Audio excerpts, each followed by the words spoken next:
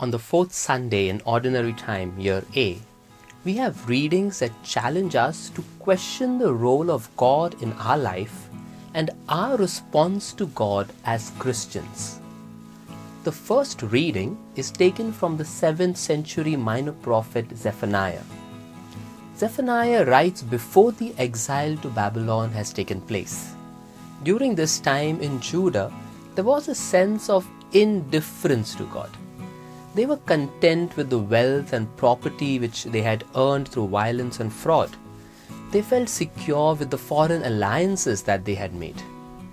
Therefore, Zephaniah warns about the imminent punishment, exile. He exhorts the people to seek Yahweh, to seek righteousness, and to seek humility. Those who seek Yahweh, righteousness, and humility could save themselves from judgment. When Yahweh exercises judgment, the ones who will be saved will be the Anawim, the poor, suffering people who trust in the Lord despite oppression.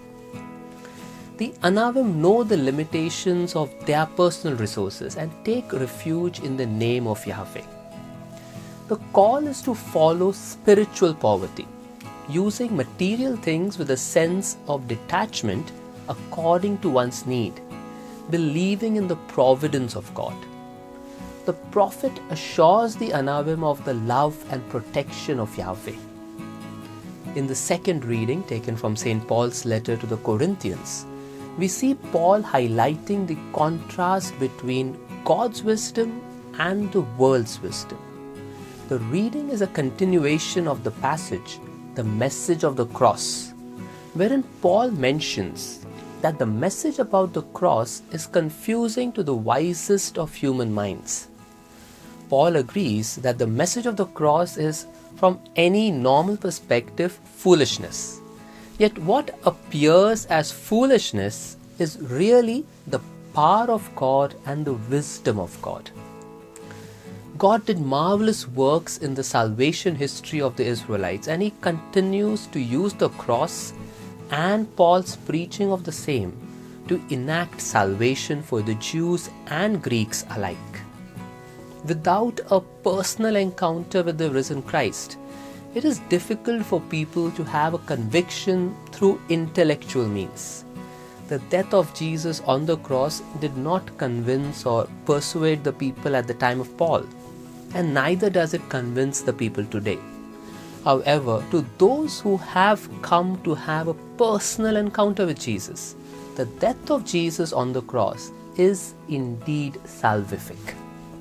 St. Paul in conclusion exhorts us to boast in the Lord and not of ourselves, as He is our righteousness, sanctification and redemption. The Gospel taken from Matthew contains the famous narrative of the Beatitudes. During the time of Jesus, the term poor had two dimensions of meaning: the spiritually poor and the materially poor. And this reflects in the two different forms of the Beatitudes in the Gospels of Matthew and Luke. The Lucan passage has only 4 Beatitudes, which focus more on the physical realities, while Matthew's 8 Beatitudes, on the other hand, tend more to the spiritual aspect. Each beatitude begins with the Greek word makarios, which is usually translated as blessed or happy.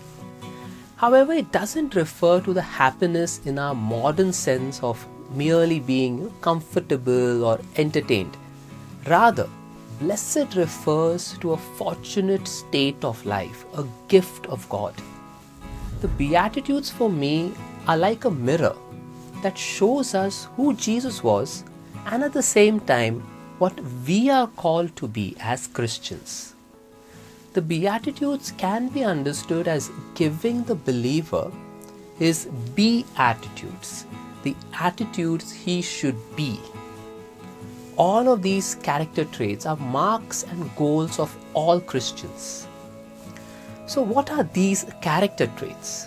First is the poor in spirit, which refers to relying on God's providence than on material possessions. Second, mourning doesn't refer to casual sorrow for sin, but indicates an intense degree of mourning before God over our fallen state. Those who mourn over their sin and their sinful condition are promised comfort. Third, being meek doesn't refer to being passive or easily pushed around. It means strength under control, like a strong horse that was trained to do the job instead of running wild. The next is the hunger for righteousness, which describes a profound hunger that cannot be satisfied by food. It is a real, natural, intense driving force to fight for justice and equality. We then have being merciful. It refers to not only being merciful to the weaker and poorer sections of society, but also the merciful one will be forgiving to others and always looking to restore broken relationships. A merciful person will choose to get involved in the life of the other and give a helping hand instead of merely expressing sympathy. Next is the pure in heart, who have an inner moral purity.